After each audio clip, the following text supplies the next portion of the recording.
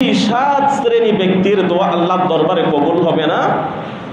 হাদিসের মধ্যে আমার নবী বলেছেন, সেখানে প্রথম নাম্বার হচ্ছে আস-সাহির, জাদুকর। যেই ব্যক্তি জাদু করে, এই যে কাগজে টাকা বানায়, দেখবেন উনি টাকা কিন্তু আপনার সামনে বানাচ্ছে, কিন্তু কিছুক্ষণ পরে আপনার কাছ থেকে আবার টাকা চাই নাকি চাই না, তাবিজ একটা বিক্রি করে অথবা অন্য কিছু বের করার পরে বলবে যে এই যে এটা যদি দেখতে চান তাইলে টাকা দেন।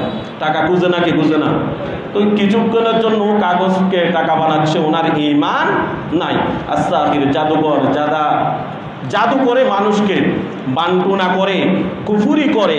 যদি কুফুরি করে সেই ব্যক্তি কাফের হয়ে গেছে, সেই ঈমানদার মুমিন আর নাই, তাহলে ওনার দোয়া আল্লাহর দরবারে কখনো কবুল হবে না। দ্বিতীয় নাম্বার আমার নূরুন নবী বলেছেন, ওয়াশারিবুল খামর, যেই ব্যক্তি সদা সর্বদা সবসময় মদ পান করে। এই ওয়ার্ডের মধ্যে আরো দুইটি কথা, যেই ব্যক্তি সুদ খায় সেই ব্যক্তির দোয়া আল্লাহর দরবারে সেই দিনও কবুল হবে না। যে ব্যক্তি ঘুষ খায় সেই ব্যক্তির দোয়া আল্লাহর দরবারে কবুল হবে না। তাহলে যে ব্যক্তি মদ খায় তার দোয়া আল্লাহর দরবারে কবুল হবে না। সুদ যেই ব্যক্তি খায় তার দোয়াও আল্লাহর দরবারে কবুল হবে না। যেই ব্যক্তি ঘুষ খায় তার দোয়াও আল্লাহর দরবারে কবুল হবে না। আমি বলি নাই, আমার নবী বলেছেন। তৃতীয় নাম্বার হচ্ছে ওয়াল মুসিররু আলা জিনা, যেই ব্যক্তি জিনা ব্যভিচারের মধ্যে লিপ্ত থাকে, যেই ব্যক্তি জিনা ব্যভিচার করে, সেই ব্যক্তির দোয়া শবে বরাত, শবে কদর, ঈদুল ফিতর, ঈদুল আযহা, শবে মেরাজ, রজবুল মুরজ্জবের প্রথম তারিখ, যেই দিনগুলো আল্লাহ সুবহানাহু ওয়া তাআলা নির্দিষ্ট করে দিয়েছেন, এই দিনের মধ্যে যদি যেই ব্যক্তি, যেই বান্দা বান্দীগণ আমি আল্লাহর কাছে যা চাইবে তা আমি দিব, সুবহানাল্লাহ বলেন, তাহলে এই সাত শ্রেণীর ব্যক্তি কখনো পাবে না। চতুর্থ নাম্বার হচ্ছে ওয়াকাতিউর রেহমি, যে ব্যক্তি সম্পর্ক ছিন্ন করেছে।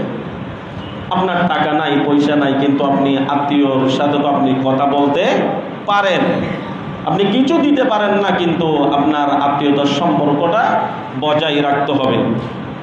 পঞ্চম নাম্বার হচ্ছে ওয়াল আহু লিওয়ালিদাইহি, যে ব্যক্তি মা বাবাকে কষ্ট দেয় সেই ব্যক্তির দোয়া আল্লাহর দরবারে কবুল হবে না। শুধু দোয়া না, ওনার নামাজ, ইবাদত, বন্দগি, তাসবিহ, তাহলিল, কোরআন তেলাওয়াত, রোজা কিচ্ছুই কবুল হবে না।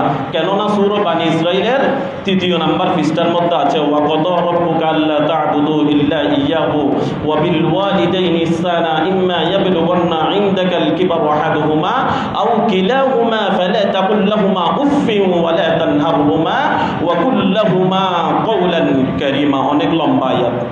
এখানে আল্লাহর ইবাদত বন্দী করার পরে মা বাবার প্রতি ইহসান করার জন্য বলেছেন, মা বাবার খেদমত করার জন্য বলেছেন। তো আল্লাহকে প্রশ্ন করেন, আল্লাহ আপনার ইবাদত বন্দীর পরে মা বাবার কথা কেন এনেছেন? একটুবার আপনি চিন্তা করে দেখেন, আপনাকে নিয়ে মা বাবা কত কষ্ট করেছে। আল্লাহ এটাও বলেছেন, বার্ধক্য হয়ে গেছে, বয়স বেশি হয়ে গেছে, বাবা মা আছে, বাবা চলে গেছে, অথবা বাবা আছে, মা চলে গেছে। যদি একজনও যদি তাকে কখনো কোনো সময় এমন কথা আপনি কঠোর বাক্য ব্যবহার করতে পারবেন না। ওয়ালা তানহারহুমা, তাদেরকে ধমক দেওয়া যাবে না। যদি আপনি ধমক দেন, আপনি যদি কোনো কিছু বলেন, যেই কষ্টর কারণে যদি উফ শব্দটি যদি বের হয়ে যায়, আল্লাহ বলেন উফ বলেছেন আল্লাহ। দেখবেন আপনি যখন কেউ যদি ব্যথা পায়, আমি ব্যথা পেয়েছি, এরকম বলে নাকি বলে না? বলেন। এই শব্দ যদি বের হয়ে যায়।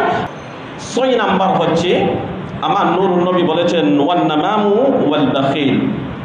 এখানে দুইটি, একটি হলো পরনিন্দুকারী, যে ব্যক্তি গীবত করে, যে ব্যক্তি অপরের কথা নিয়ে চাটাচাটি করে, সেই ব্যক্তির দোয়া আল্লাহর দরবারে কবুল হবে না। কৃপণ, যেই ব্যক্তিকে আল্লাহ সম্পদ দিয়েছেন, যাকাত ফরজ হয়েছে, যাকাত দেওয়ার জন্য কোনো মন মানসিকতা নাই। ৭ম নাম্বার হচ্ছে আল মুশাহিনুল্লাযী লা ইউকাল্লিমু আখাহুল মুসলিম ফাওকা সালাসাতি আইয়াম, যেই মুসলমান মুমিন একজন অপরের ভাই যদি 3 দিন পর্যন্ত যদি আপনি যদি কথা না বলেন, দেখেছেন আপনি সালাম কালাম করেন নাই, সালামের পরে কালাম, সালাম দেওয়ার পরে কথাবার্তা, আপনি কথা বলেন নাই, আপনার অন্তরের মধ্যে সালাম যে ব্যক্তি আগে দেয়, মনে রাখবেন ওনার অন্তরের মধ্যে হিংসা নাই। আমার নবীর আদর্শ থেকে অনেক সুন্দর আদর্শ শিখতে পারেন আপনি। সালাম তাহলে যে ব্যক্তি আগে দেয় তার অন্তরের মধ্যে কোনো হিংসা নাই। আর যে ব্যক্তি সালাম না দিয়ে চিনে, আপনাকে জানে, বুঝে আপনার আত্মীয়, কিন্তু এক পাশে করে চলে গিয়েছে, ওই রকম ব্যক্তির দোয়া আল্লাহর দরবারে কবুল হবে না। তাহলে এই 7 শ্রেণীর ব্যক্তির দোয়া, শবে বরাত, শবে কদর, ঈদুল ফিতর, ঈদুল আযহা, রজবুল মুরজ্জবের প্রথম রাত, শবে মিরাজের রাতেও তাদের দোয়া আল্লাহর দরবারে কবুল হবে না। যদি কেউ যদি এরকম ব্যক্তি থাকেন, আপনি আল্লাহর কাছে তওবা করেন, তওবা করার পরে আল্লাহর কাছে আপনি ক্ষমা চান। দেখেন আপনি দুনিয়াদারি তো করতেছেন, আপনার পরিবার আছে, আপনি চাকরি করতেছেন, আপনি ব্যবসা প্রতিষ্ঠান করতেছেন, অনেক ভাই দেখেন ব্যবসার মধ্যে যাচ্ছে, ইন্তেকাল করে নাকি করে না? তো আপনি কি জানতেন কেউ কি মরতে চায়? কেউ মরতে চায় না, কেউ বৃদ্ধ হতে চায় না। এগুলো চাহিদা, মানুষের চাহিদা হচ্ছে কেউ বৃদ্ধ হতে চায় না।